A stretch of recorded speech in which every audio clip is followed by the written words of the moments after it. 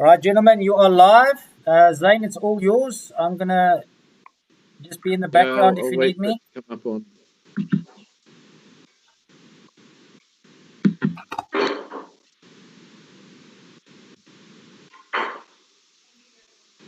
Here we go. Welcome, everyone. We'll be starting in a few minutes, so if you need to get anything before you settle down to listen to the coaches chat about Fase Play Attack tonight, please do that. We will start on time this evening at 7:30. So you got a few minutes to sort yourselves out. How's the weather in South Africa, David? Is it good? In between, eh? Today was pretty warm, pretty sunny. Last week a bit windy and cold and rainy. So that always happens this time of the year. But it's been pretty good, yeah. The weather in the Netherlands has been amazing since we've been in lockdown.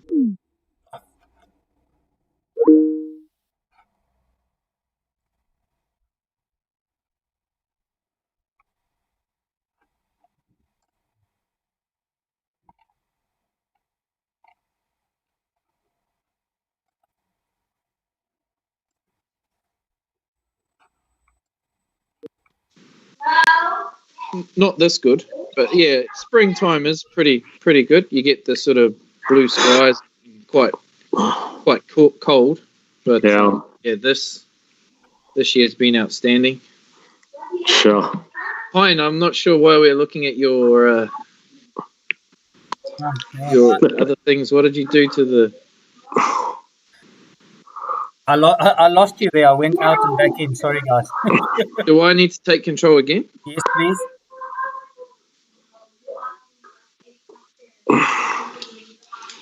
Yeah, now I can't see it on my one. Hello, David. I see David. Yes. Oh, here we go. There's always something. Every Tuesday, always Thursday, there's something new. Yeah, we're learning. We're learning. All right. Quality. Take control, buddy. Take control. You got it? Yep. What are all your players doing, David? Are they just at home training or? Yeah, the thing is, we started off giving them programs to train by themselves, where they can be outdoors and in smaller groups. But once the lockdown came, we gave everybody programs for the 21 days to do circuit training, some fun stuff that they can do within small spaces. And now we had to extend with another 2 weeks. So if it is extended again, it's going to become very interesting. Yeah. But in the there's meantime, no Craven week now, right, David? There's no Craven week. No Craven week, no S&20s, nothing. And those Easter Festival tournaments, they're also gone, I guess. Everything is gone, yeah. Everything is gone. And will the rugby season be moved to around September, or it will just be cancelled? Yeah, we just got a mail today that everything is moving on to August, September. So I think we're going to go much deeper into the December. When it comes to playing the respective competitions. Yeah. Well, okay. Okay, it's 7:30, so we'll get started. Tonight we're going to talk about Fase Play Attack. We're very fortunate to have three great coaches here to talk to us. We've got David Manuel from Vodacom Blue Bulls, Vuyisile Mbula from Rugby Academy Southwest, Rugby Club Diok, and Alex Chang from Young Orania Under-17s, Rugby Academy East, and Rugby Club the Dukes. Do you guys want to, David, do you want to say anything about yourself just before we get going, or just move down the line? No, I think first things first, thank you for having me. It's a privilege to be here. I think if we can have more platforms like this where we can share knowledge and learn from one another, it will be great. So thank you for having me. It's an honor to be a part of this tonight. Cool, thanks, Veej. For me, it's just great to have a platform where, as coaches, we can just share ideas and it's a pleasure. And Chingy? Yeah, mate. Looking forward to it. Interesting way to coach, obviously, online. But I guess they're the times that we're living in at the moment. So we just got to make the best of the opportunities that we've got. So hopefully it'll be good, a good conversation tonight. Definitely. All right, here we go. What is Fase Play Attack? Anyone want to take us through this slide? I mean, Phase from your breakdown most of the time, and then there's a phase plan. Phase 1, Phase 2, Phase 3. That's how we call it. Phase attack. Anything from the breakdown. Anyone else? Yeah, I think there's different areas of the game that can feed your Phase Play Attack. We spoke about the breakdown area, but I'm thinking more about the set piece, starting with the structured set piece attack, and then moving into 3+ phases into that phase play. I'm thinking about your counter attacks that feeds your phase play. I'm thinking about your transition from defense to attack, that turnover transition that also feeds your phase play attack, and obviously your kickoff, 22-meter receive. So there's different areas of the game that feeds into that phase play, and that allows your team to go into those that specific area of the game. Right, attack philosophy. David, this one's your one. The water one. Do you want to take us through it? Yeah, I'm not gonna say that this was my idea. I got this specific concept from a man. I think we all know Bruce Lee. He always spoke about being like water. So if I think about phase play attack, I'm thinking the word that comes up immediately in my head is the word flow. Because if you look at the best attacking teams in the world, and you look at them and you watch them play, there's such a smoothness within the way they do things. So I've taken a couple of phrases, and one of them is water always flows to the weakest area.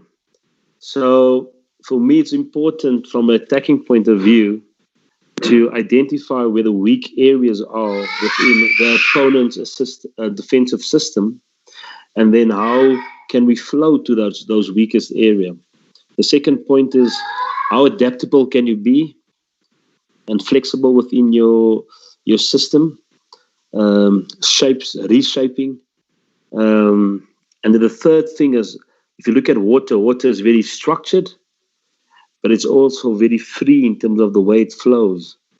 And how can your phase play or your attacking system hold both of those concepts, and there could be a harmony in between those two. It is very structured, but at the same time, your players feel so free within it to flow through applying their natural skill sets within that system.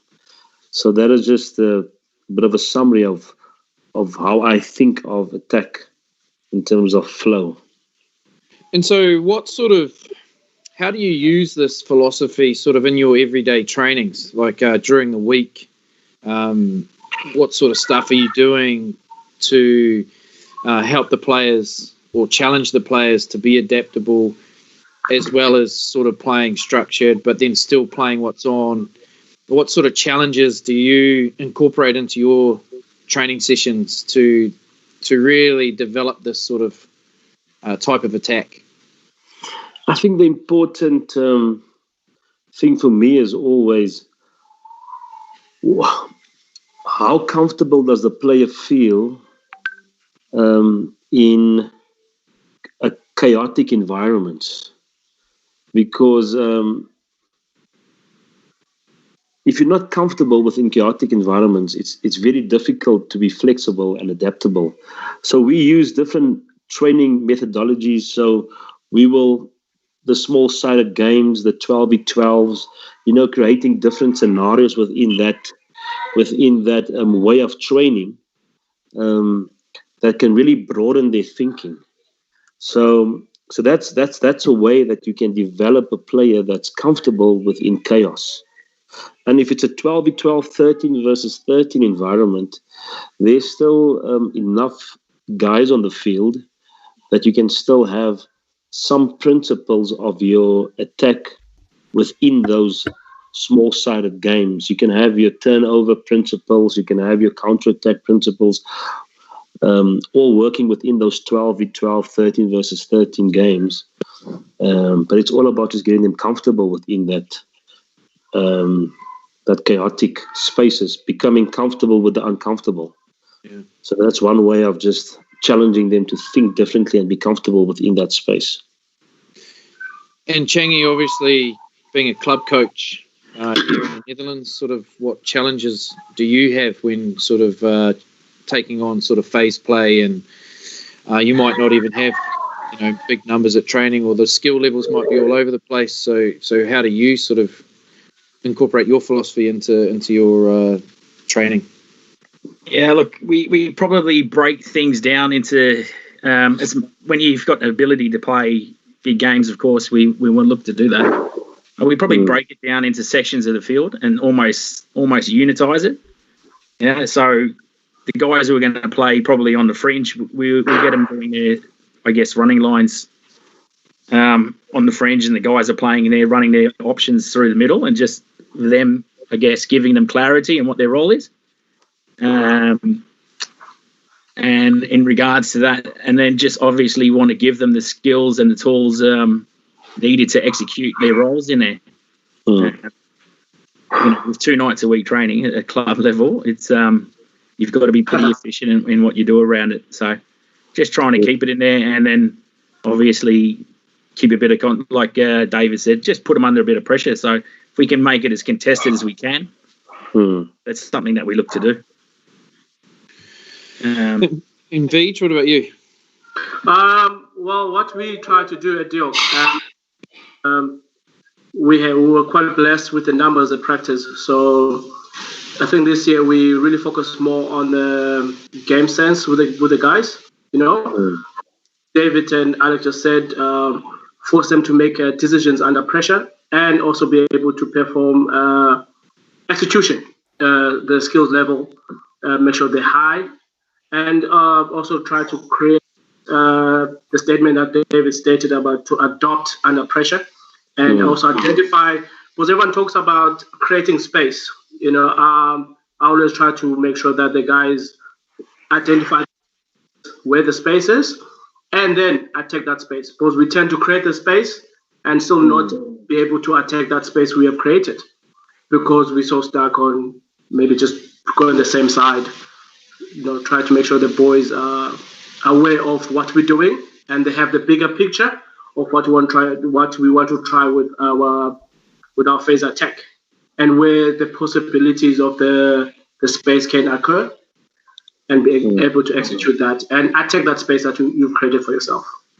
Yeah, I think it's good. If we look at the next slide, it's pretty much what you guys have touched on, which is good. So we'll move on. Yeah, if you just go back to that slide, please, Heine. I'm sorry. Zane, yeah. Oh, Zane, sorry. So if you create a good dynamic way of training, it creates this naturally within that type of environment. And how can you combine that with what Alex said? Really give them a good skill set, and then how can we create scenarios and ways where they can be tested on the efficiency of that skill set? But I mean, a small-sided game, or 12v12, 13 versus 13, it gives you all of these dimensions. immediately. So it's a great way of training. And also, like we just said there, David, about the principles within the game. I think as coaches, if we create the games and also create the principles of the 10 over, always play a game of touch, and then you say, hey, after the third touch, I want this and this. Yes. And then the players also to think, also them understanding that if we're attacking and on our third touch or tackle, we're going to lose that ball. I think the players have to be more aware than just going through the emotion. Yeah, so it's all about creating performance habits within these small-sided games, whether it's how you want them to present the ball. Do you want the defender to touch and roll back on his feet?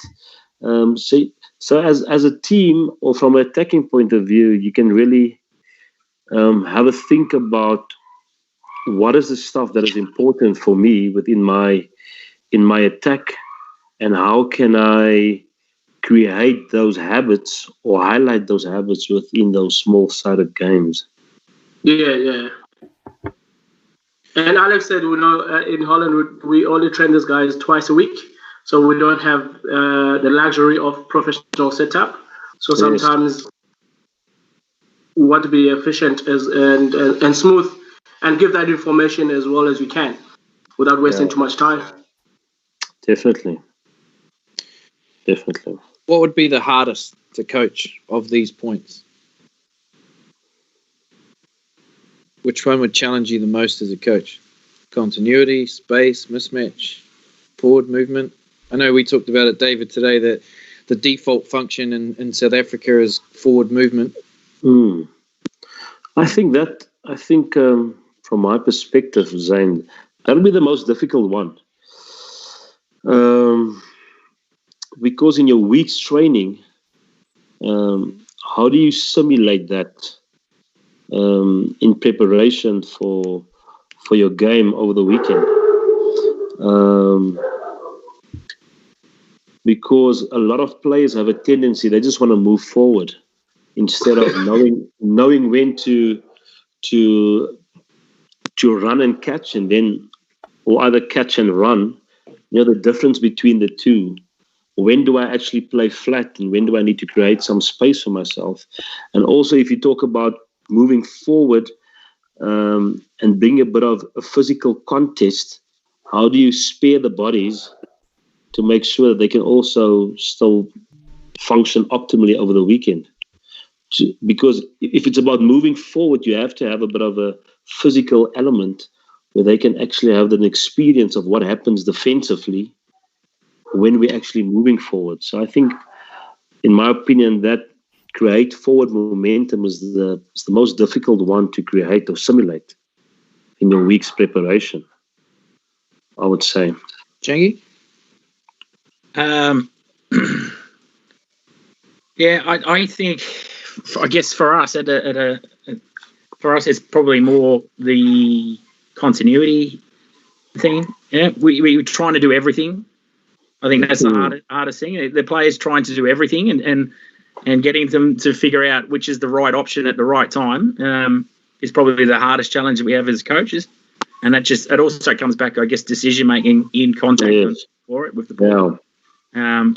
That's probably the biggest challenge we have, because Dutch rugby players have tendency to be naturally very attacking and are happy to advance the ball. It's just sometimes, as I think Vij mentioned earlier, players can easily just do the stock standard thing or just do a status quo thing rather than look, or it's never sort of a balance. It's either that or it's every single thing in one hit. And it's just getting that balance right. Right. Now, let's move on to how we do it. I think this is yours, Chingy. Yeah, that's right. So the two pictures, the one as if you're probably looking at the screen like I'm on your left, is we talk about go forward. And one of the biggest things I've highlighted was go forward for me. It's so important because it's if you look at the other principles of attack, for me, go forward makes all those other principles a hell of a lot easier. It's so much easier to have good support play if you're on the front foot. It's easier to I guess, have continuity and whatnot if you're on the front foot. So for me, go forward in that regard is so important. And the picture on your left shows that if you don't achieve go forward and you've got static ball, then the defence is up in your face. You have to play a lot deeper to give yourself time and space there to play, and the gain line is further away. Once, however, you create that, and the difference being on the right side, you see with the go forward there, if you get go forward ball, you're now up, can play a lot flatter because you've earned the right to play into that space. You probably have the defence on their heels. They're not pushing as hard forward.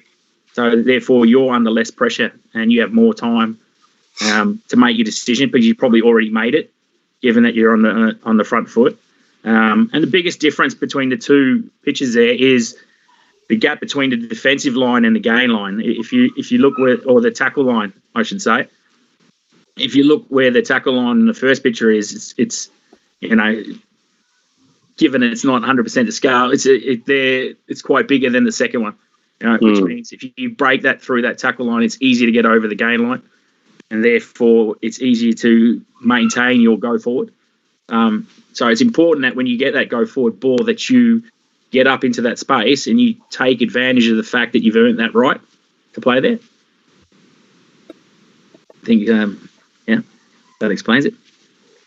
And how would you combat like the trend at the moment is rush defense? I mean, South Africa are arguably the best in the world at it.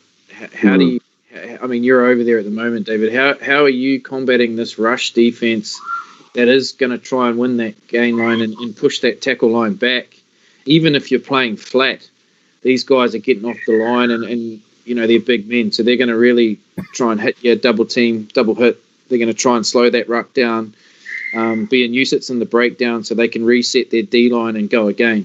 What sort of stuff would you be looking to do to maintain that go forward? I think for me, if you break down attack, there's 15 gentlemen on the field, but if you break it down, it all comes down to the individual's ability to beat his man. So a focus for me a lot is to develop the player's skill set.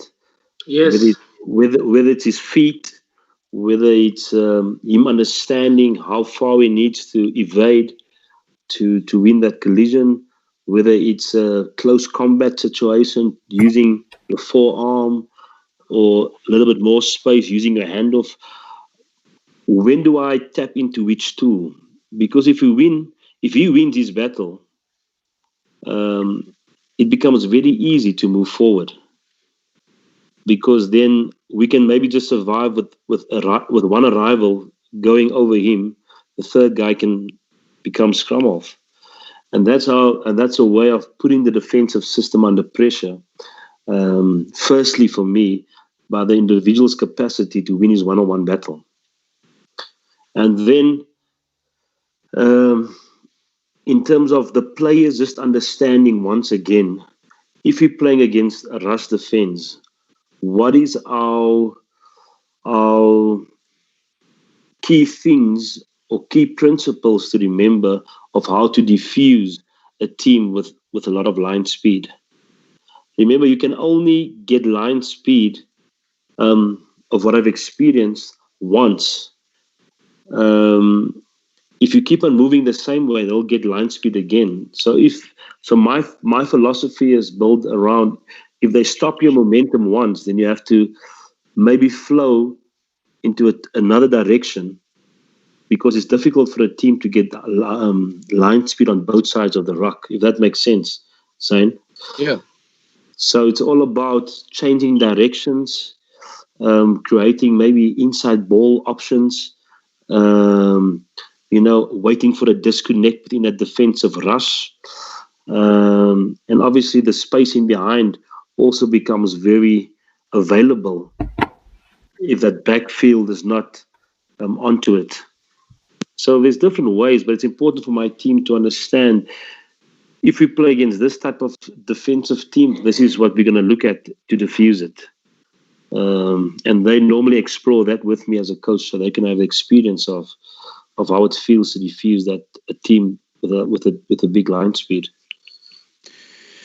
Do you plan for it as well, Vij, at Diok, in the era cluster? Do you plan for teams that use a bit of line speed at different moments in games, and you prepare the players for that to happen, or what do you do?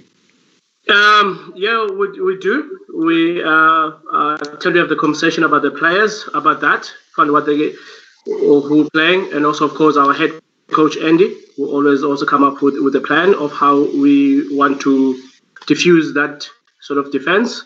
And the example I use is when we play Gooi in the finals, we knew that they will rush us. So the whole week, as a backline coach, we work really hard on our depth and making sure that we give us as a team space and time, so we are able to make better decisions. And actually, our first try came from that when Oli scored. You know, we kept our shape, we kept our depth. They rushed, and Eli had enough time to give the ball to Oli. Oli had enough time to beat his defender because he was rushing. It was easy to go on the outside and able to play. So, and this year we spoke about adding a little bit of kicks behind the defenders. If they rush, there's nothing wrong with a little bit of grabber kick. We have scored beautiful tries this year from that because the guys have been rushing us, and we just, like David said, just change the direction. We spoke about changing the attacking, the space where you attack. Yep. You know, sometimes closer, sometimes you go wide. We stretch that defense. We make sure that they we always try to make sure that the defenders are on their toes. They're always moving it. They're not able to sit and be organized. So we always look for a quick ball, and then move the ball to space and players, and like David said, and then is up to the player individual skill set to make sure they're able to execute the necessary skill at that time. Can be ABCs, can be a straight pass, can be a short pass, a running line, but we do try to change the shape of our attack. The defense is not. The defenders always moving. They're not able to set. Yeah. Perfect. Just on that, Zane, I just think it's also for coaches to realise, don't be scared of a rush defence. Like if a rush defence, the one thing that a rush defence is, it's committed. So it's hard for them to move off. You can beat a rush defence with good angles, with deep support coming in late, a blind winger hitting an inside ball at an angle, or a back row forward hitting a ball off a 12 or a 13 at an angle. I'd never worry too much about a rush defence. It does deny you time, but it also gives you opportunities as well, because of this. That the rush defence is always committed. It's very hard for them to drift, and it's very hard for them also to deal with a runner at speed and good timing who's coming at an angle. Yeah, I agree. And I mean, sometimes you can deceive the rush defence because they get caught watching players and they don't actually see. It's just an illusion, and you're actually wanting them to look there, and then the ball's going somewhere else. We've got a few questions from Ellard and Urian. What do you want your players to look for in phase play attack? And when the couple of slides back, when the focus was on creating things, would you have fixed routines, offloads, switch lines? Or do you leave that up to the creativity of the players? So two sort of questions that are similar. Sorry, Zane. Can you read those questions again, please? What do you want your players to look for in phase play attack? Yeah. And then when we were talking before about creating things, would you have fixed routines, offloads, switch lines, or do you leave that up to the creativity of the players? Is that in a game sense training? That's the second question. Yes. In the game, I think what he's asking, I think particularly switch routines and these things, I think you have to leave a certain amount up to the player. Like the player's still got to be able to read what's happening in front of him. And you try and teach your players to identify the things that we spoke to earlier. Mismatches, you're looking for a slower guy up against a quick guy. You're looking for a guy maybe who's got his spacing wrong in defence. where that sort of space is, and then you just want to move the ball to there as quick as you can get it, I guess. Never take away players' creativity.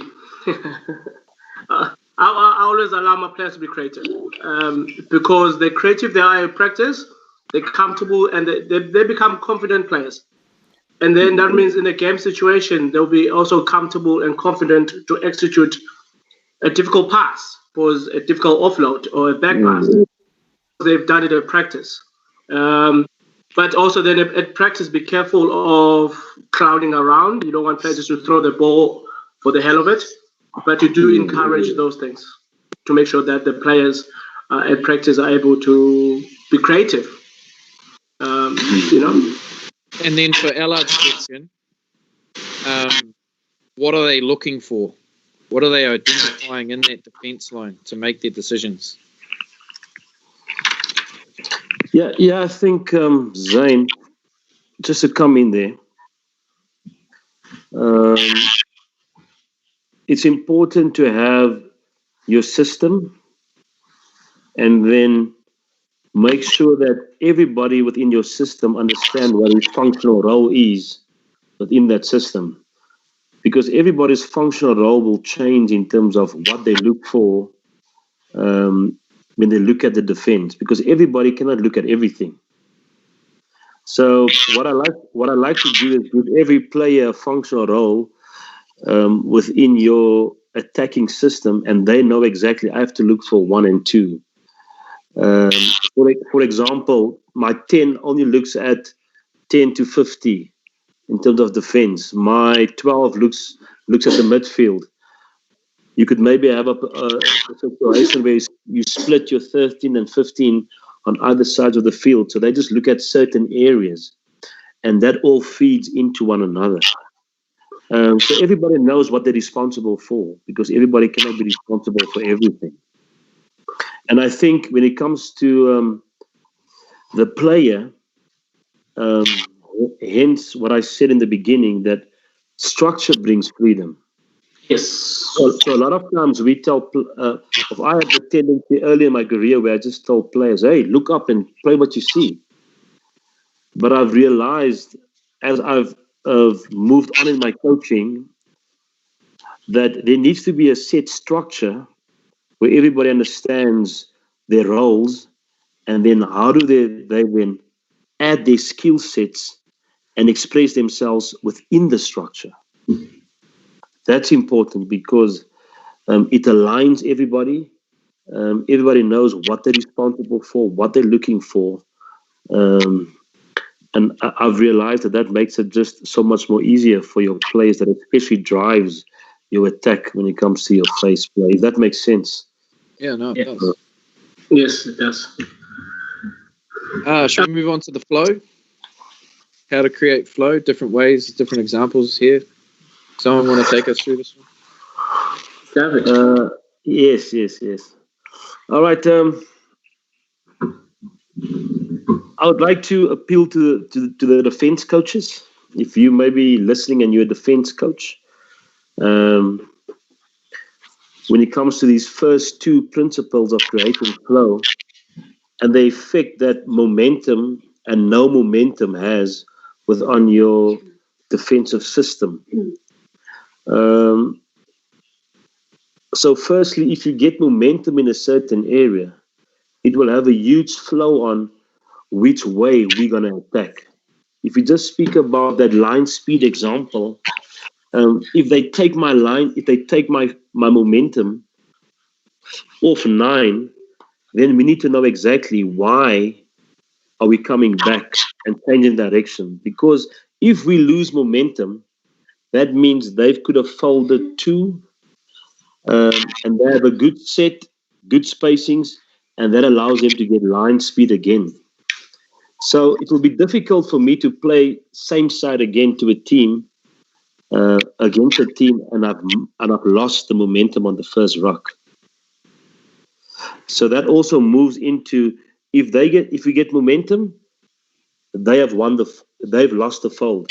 Then we can keep on playing same side. If we've lost the momentum, that means they've won the folding battle.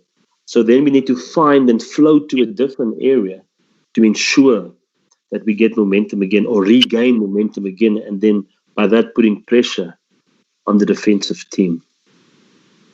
Does that make sense? Does anybody want to add anything to that, coaches? I think you got before it. Before I go to the college. No, I think it's good. No, it's good. So that's the two principles. The policies for me is just once again to help, especially the guys that assist to drive the attack, our phase play attack, to understand what policies do we have to maintain or to regain or to sustain flow on attack. So I just highlight a couple here. So if you look at the rugby field, and your good attacking teams, and once again, there's no right and wrong here, you'll see that they don't normally have more than 2 phases in between the 215 meters. So they'll either go one phase edge, with that same side edge or reverse edge, or 1-2, and then they'll either go same side edge or reverse edge. So that's just a policy that I have in place that assists my drivers to know that if we don't get momentum, we cannot play more than 2 phases in between the 15s. Once we have momentum, then it becomes easy to keep on moving forward within the area that you've impacted on the defense. So that's just the one policy. The second one is, and it just feeds into the next one. Once we've gained momentum, water keeps on flowing to where the crack was created. So if we keep on getting momentum, we can actually use our continuity skills, the pop of the deck, the offload in the tackle, to keep on moving through that area, that crack that we've created through gaining momentum, and that actually tightens up the defense and that opens up space wide. The third one that I also like to use is if you play a 2-pod system, not to play both pods. So if I play from 9, I'll rather go behind the second one. If I go behind the first one, I hit the second one. So it's about alternative pods. And then the last 2, we can have a chat about it now, is how do we maintain width on our attack? And how can we create a policy where we try to clean from the inside so that we don't lose our width in the outside channels or in the edges? Because once we clean from the outside, even if there's space here, we can't move the ball there because there's no bodies to play the ball to. So just another policy for the players to understand, if we clean from the inside, we can maintain width. And that means if there's spaces opening up wide, we can actually move the ball there. And the last thing for me is just the effectiveness of an attacking team is always, wherever the ruck is within the field, can we go anywhere at any time? Can we move the ball to any space at any time? Because that's an attacking team that is very hard to defend. Whether it's space through, whether it's space around, whether it's spacing behind, whether it's space in the air, can we go to any space at any time due to our setup of our attacking system? That's good. Any thoughts on that, gentlemen? Yeah, going back to between the 15, do you want to explain why you don't want to play too many phases out there? What impact does that have on a defense if you're just staying in the 15 for too long? I think, especially outside of the 22, your attack within the 22 sometimes changes. But we also try to drive the same policy within the opponent's 22. But a lot of times we waste a lot of energy by hitting congested spaces all the time, congesting spaces, one of runners hitting congestive spaces. If a space is congestive in there's space somewhere else. So I don't want us to use too much energy just hitting narrow targets all the time. But if I allow my players to understand the policy and how to affect the defensive system by moving our targets consistently, we can spread them to play through them. We tighten them up to play around them. So it's just a nice way of, manipulating defense and keeping them out of their comfort zone, keeping them out of their defensive system, and allows us to get momentum if we do that good enough. Does that make sense, Zane? Yeah, and then with your inside cleaner and maintaining width, 2 questions. Obviously, what's the risk of maintaining width and on not having players close to the ball carrier? And secondly, do you get your tackled player to turn towards the inside, so his head's on the inside, so it's an easier clean for the inside guy? Yeah. So I think let me just clarify. So if I'm talking about the inside, the cleaning from the inside, it's the closest guy surrounding the ball. So say if we play from 9, as an example, those guys surrounding the ball carrier, they're responsible for that ruck. But I don't want the guys that are not involved in those ball plus 2 to come from the outside to clean. If that makes sense, because then that takes our next option away when we play the next phase. Yeah. So it's always the closest guy surrounding the ball carrier.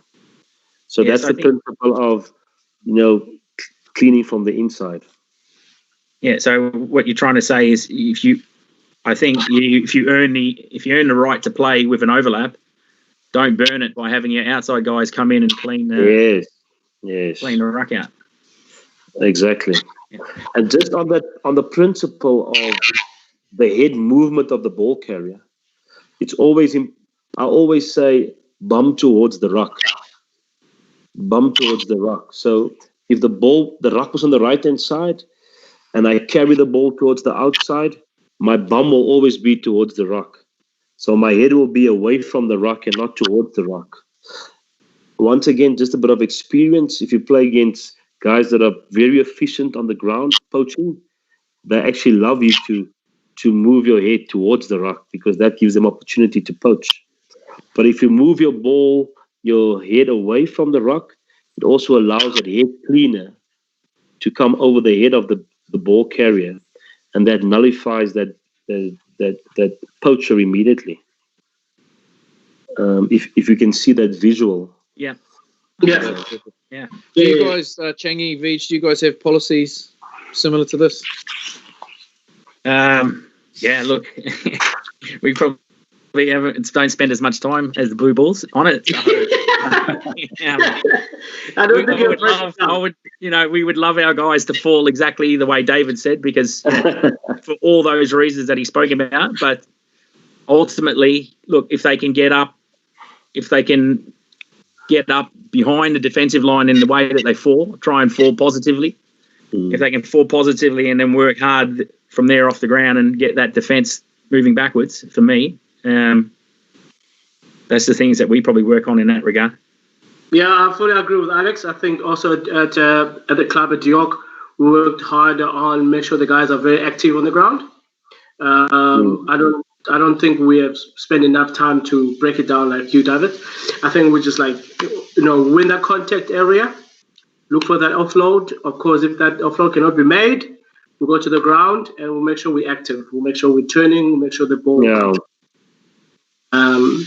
And that's what we'll be working harder on.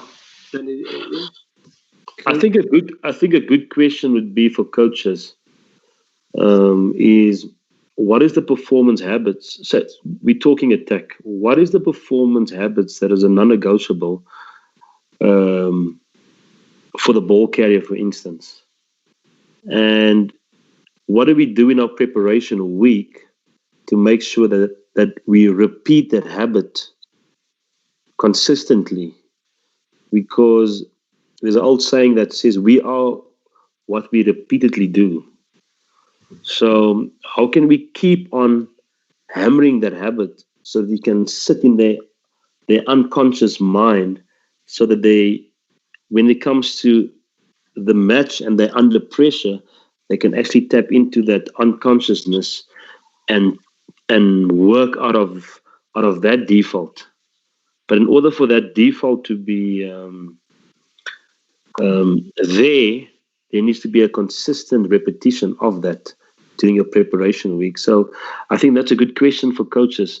What is the performance habits that you want to see within your attack, and how can you consistently hit that within your preparation days or preparation weeks? I think that's good. That's a good point. That's a very good question, that. Allard's got another question. When you guys are analysing the D of your opposition and you're looking for trends as to what they're doing in their defence, what are the first things that you look for or look at for your attack? What are you looking at first when you're trying to analyse a defence and how you can attack them efficiently? And then how do you get this across to your key players? How do you do that in practice? What do you do? Chang? Yeah. Okay.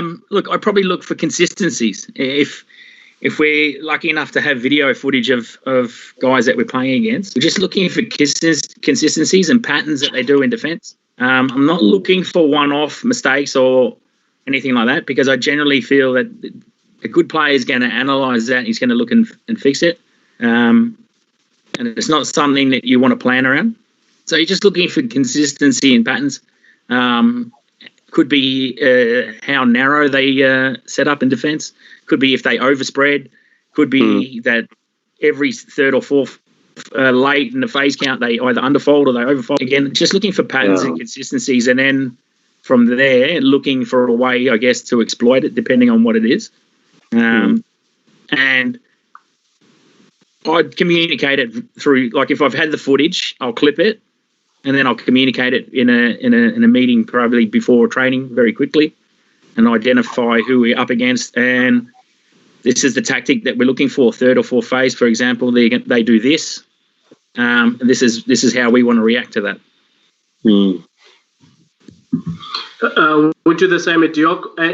Our head coach Andy tends to come around and analyze who we're playing and send the information to the players and the coaches. And then on Tuesdays and Thursdays, we'll, like Alex says, just to repeat on our, we tend to focus on our strength, what we're good at, and see how can we take that against whoever we're playing, understanding what we may be looking for, like not a one-off thing, but sort of their habits. But at the end of the day, we still have to try to focus as much on our strength and make sure that what can we do very well that can make sure that it gives us a momentum of able to help us create the space we're looking for to be able to score those tries that we need. Yeah, I think you want to identify one or two or three at the most deficiencies within the opponent's defensive system, and then how can you really use your whole week of preparation to work on how we're going to target or exploit those specific areas that we've identified within the opposition defense. So it's either from a set piece point of view, are they weak in the vacuum, are they weak in the middle, do they give us the space on the outside, whether it's like the coaches were saying, are they tight, are they spread, how do they forwards move, are they forwards working hard to get tighter to the rocks, are they parking in the midfield, are they forwards heavy, are they mobile? And then the last thing for me is just the backfield. What are they doing in the backfield? Do they have two at the back? Do they have three at the back? What is their 9 doing on defense? So that's the type of areas that you look at when you analyze the opponents from a defensive point of view. Yes, Okay. and there's a huge focus for us to have attack groups, scout groups, where you have different guys within your spine. It could be your 2, it could be your 5 lock, it could be your 9, 10, your 12, 15, whatever you see as that spine within your attack. And then you can, and if you have the the resources, talk to them on the WhatsApp groups, feed them with opposition videos, really prep them. And then once you've prepped them, how can they drive those areas from within the team instead of you being the dominant voice driving these things? So it's all about how can a coach then be a facilitator, and then you get your attack group to drive those ideas or deficiencies that you've identified on the opponents. That's good. Good advice from you, coaches. Moving on to continuity. Someone want to quickly get us through this slide? Yeah, this is mine. Look, this is the second thing for me, which is huge, continuity. But more importantly, first of all, continuity. It just helps you build pressure on defenses.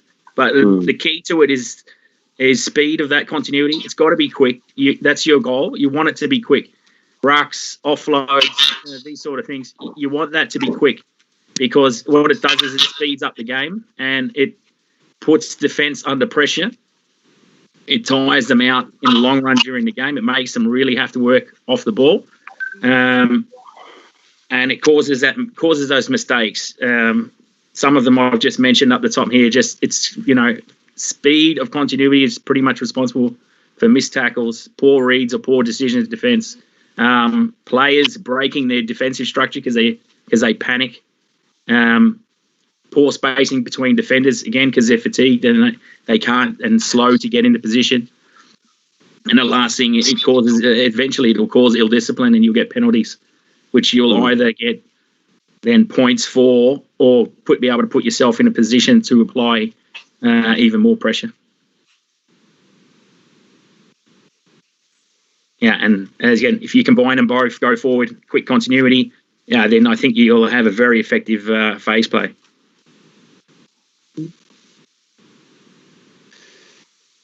That's good. Yeah. This is mine again.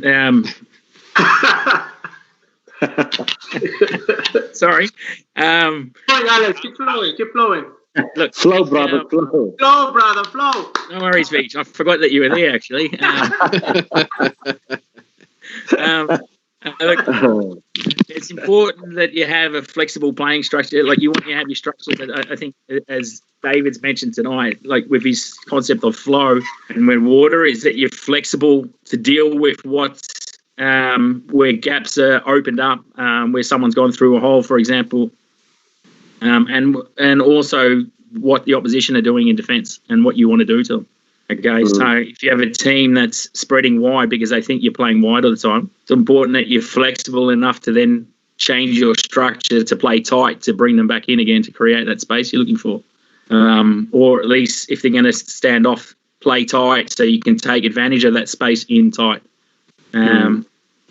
Things to work on, I guess, for us, pre and post tackle work, as we spoke about.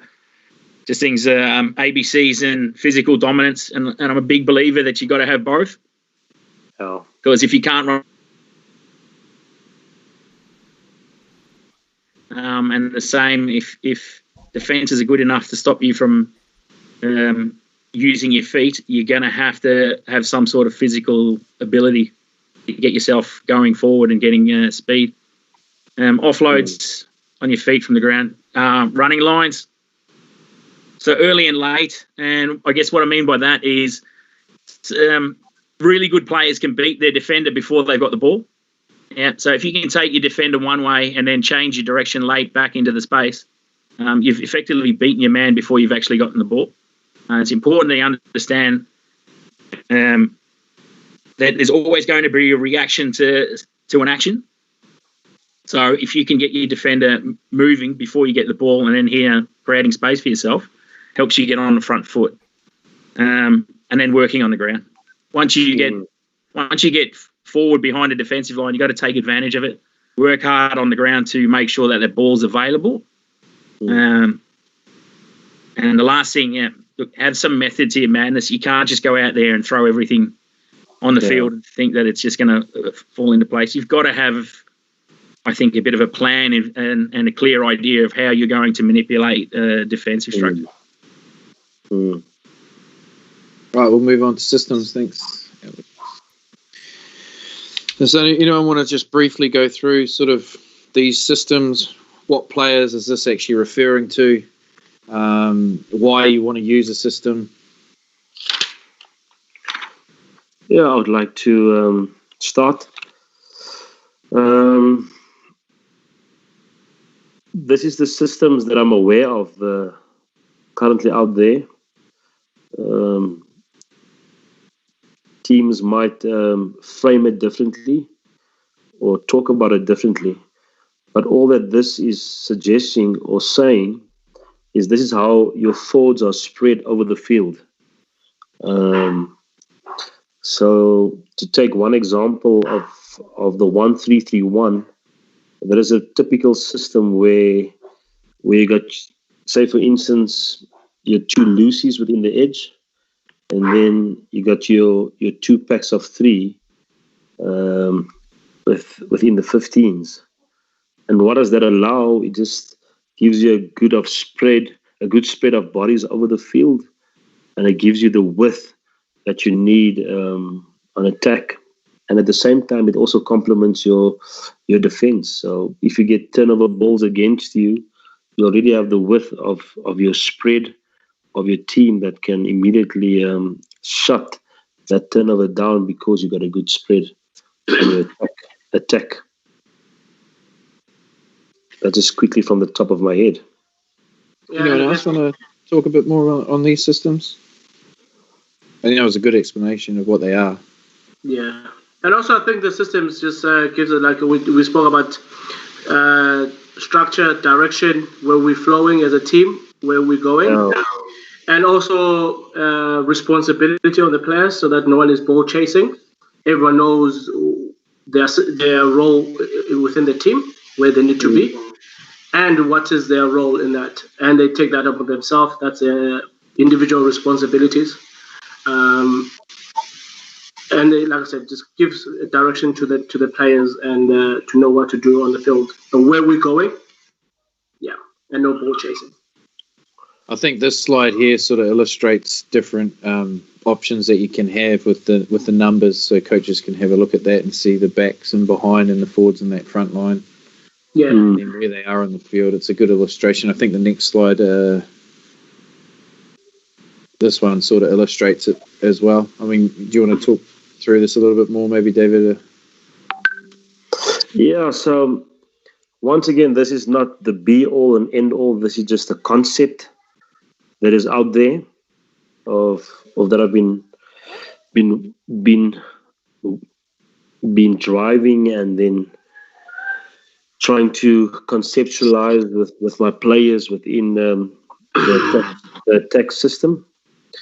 So if you look at those three dots, once again see things maybe from a defensive view if you're a defensive coach. And let's take the first dot.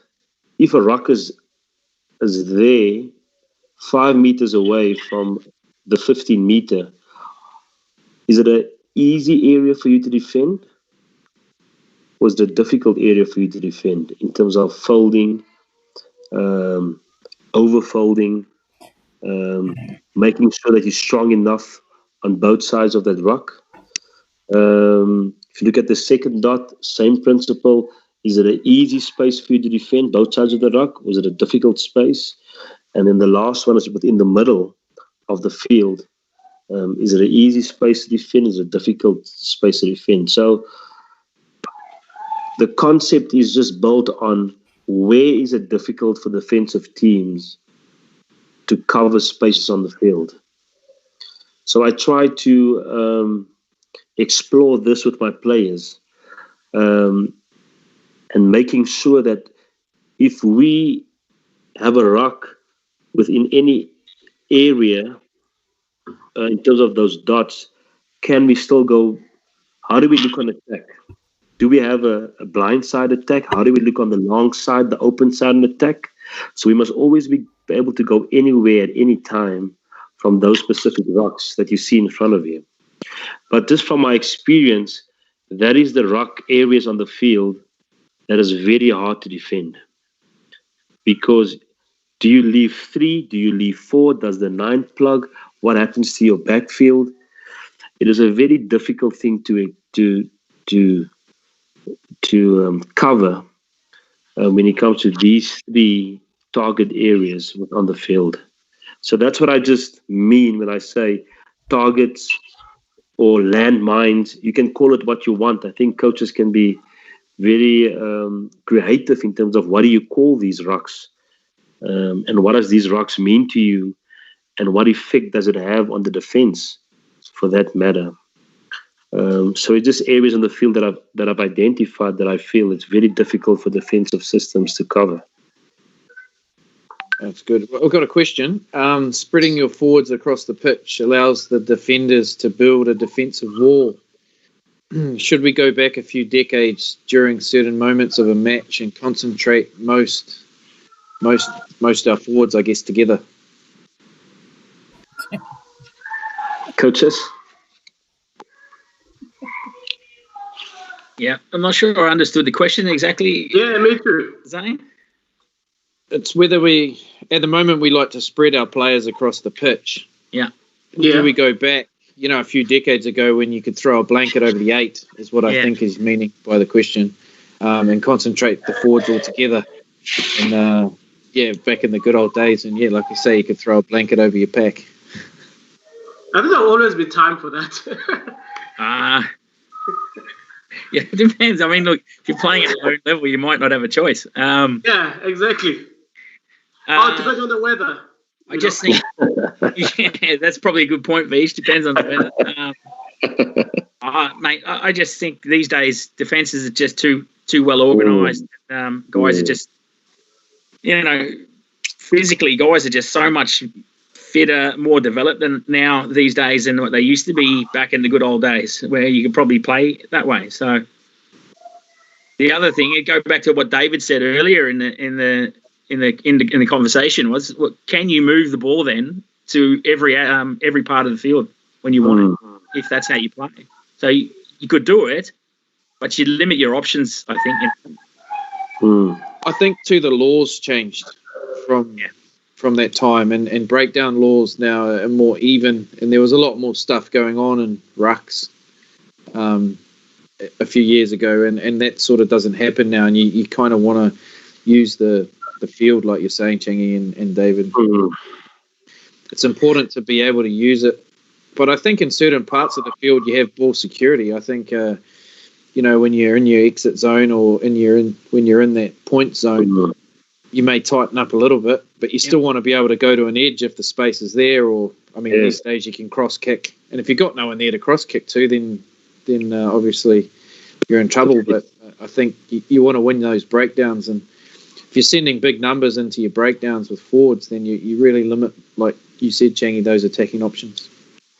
Yeah, I think a point to highlight is the defensive systems have evolved so much over the years. It is on the next level. Yeah. 100%. So, from an attacking point of view, you need to have something else in your arsenal to present and to put defensive teams under pressure. So, just for the coaches, when it comes to what system to choose, you need to have, you first need to profile your team and what type of players you have, and that will give you a good indication of what system you're going to choose from an attacking point of view. So teams might put their loosies on the edge. You might have a good 5 lock and a good hooker on the edge. Yeah. It's about profiling a team. What is the best way for you to go, and what is the best players to put where? Like you guys are saying, coaches, you don't have a lot of time to develop players. So you need to look at, this player is good at this currently. Let me use him within this strength. There's no time to develop something else on him. So what is he good at now? And how can I optimally use that strength within the team, the attacking team structure, for that matter. So you need to do a good profile on your team, and from there choose your attacking system and which players will you use where according to their strength that they consist of now. I think that's a very important point to highlight. I think that's good because that leads on to our general points, which is the next slide. So you've started with the first one, skill set of players. Does someone want to talk about the shape and organisation and feedback? Yeah, so this is mine. This is what I put down. And I guess it goes, well, the first one is what David said. How, I believe that before we set our attack, we have to profile our players, understand what they're good at, the skill set of our players. And then from that, it's easy to design your game, your structure within that. And use the players at what they're good at. Players with great skills level can do so much. Maybe you have an 8 who can really have a good pass. Maybe, in your structure, you can put him maybe in the middle. So when you come back, like David said, anywhere, anytime, you have a player who's able to play. And you can keep that ball alive, keep the momentum. So I think that's very important. And also players with great skills level, they are comfortable and confident, and they're very creative, and you've got to allow that to happen. Yeah. And then the shape and to organization, the sooner the players organize themselves on the field, the sooner we are able to read the defense, we identify the space, and also able to execute what's needed to be done. And also I wrote there that I like to try to make sure the players, I'll talk about the back line, when we do our strike, to always try to have the similar shape. So sometimes when we do different strikes, some players tend to change around. There's a zigzag, and the defender can see that. Like, for example, if a ball is going to go to 12 from 9, sometimes your 10 will go back, and the defender can see that that ball is going to go straight to your 12. Whereby the starting shape can be the same, but when we end, it won't be the same. But you just make sure the defenders are not able to read us what we're doing. Yeah. And then, of course, we wrote out the feedback from the players. I think all of you coaches have gone through that, getting feedback from the players. And I think I like the feedback from the players is because it helps me as a coach to understand what the players are comfortable with on the field and what they're not comfortable on the field. So, like we said, we don't have enough time in Holland with the players. So for me, that allows me not to spend too much time at practice doing the strikes, because go to the game, we only do 1 or 2 strikes, and we spend 20 minutes doing strikes, whereby I would like to have game sense, make sure in those games we're able to implement our strike moves, and everything is done with quality, excitement, and positive energy. And there's defenders, so there's pressure coming on us, and we're able to do 2 or 3 strikes that we want to use in that game, depending on who we're playing, and that also comes from the players. They say, we'll sit down and say, Coach, we'd like this 2 or 3 strikes this weekend, and we'll have to use that.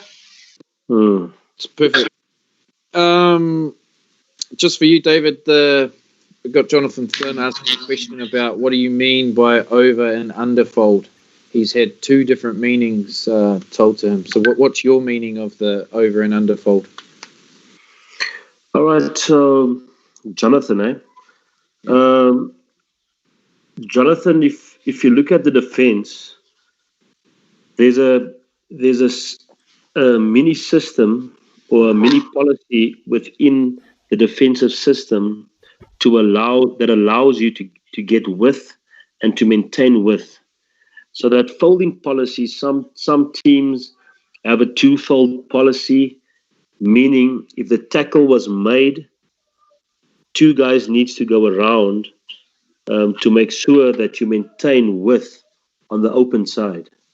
Some teams have one guy going around, the adjusting tackler, he also remains wide, so that gives you 2 around the corner. So if you get momentum against a team, they'll be very slow to push those 2 players around the corner. That means the open side guys could get tighter because these guys are too slow, and that opens up space on the open side. But if we don't get momentum, that means these two guys folded around the corner. So these guys have good width, so they can get a good line speed against you from an attacking point of view. So I don't know if that clarifies it for you, Jonathan, in terms of that two-fold policy within the defensive system. So they can either overfold, means they could send three guys around the corner, and that leaves them vulnerable on the reverse side, or they could just maybe send one guy over, or no one is folding, so they're all stuck in the 15 meters, and that means they're vulnerable on the open side. I don't know if that helps your thinking, and it gives you clarity, Jonathan. I hope so. Coaches, do you maybe want to add something that will give more clarity? I think that was clear. Yeah, I think you're good. I think that was good. Hein, do you want to talk about the licensee system? Good evening, everybody. Sorry, I'm in the background tonight. As you know, we have a license system within the Netherlands for the coaches. You can read all the highlights, what it's there for.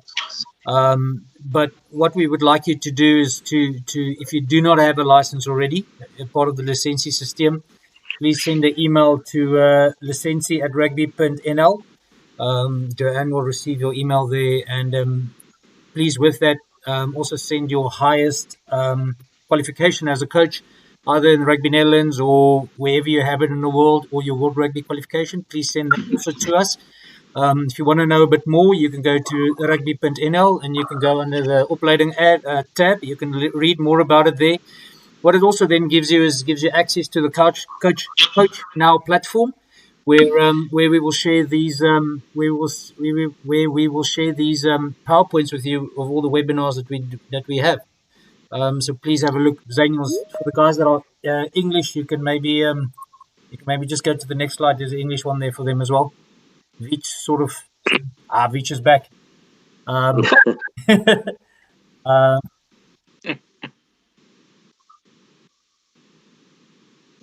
Thanks, Zane. And then from my side, thank you very much, Alex, David, No problem. Vich, Thanks for having Zane. me. Thanks for facilitating the conversation tonight. We got a bit more new regulations, and one of the questions was that on Thursday night, can we please handle what's now up, because the under 12s, everybody from under 12 and below can now start with sport again, and how are we going to play rugby if we need to stay 1.5 meters apart? So I think that's a good conversation that will be incorporated between the gentlemen when they talk about game-based training and draw-based training. David, to you guys in South Africa, I believe Mr. Ramaphosa is speaking as we're sitting here with maybe some good news for you guys and some updates. I hold thumbs for you guys, and hopefully we can all get back on the rugby pitch. Thank you, gentlemen, Yes. and please have a good evening. Thank you, gents. Thank you. Thank you, gents. Thanks, Hank. Nice. Thanks, David. Thanks, Zane. Take that.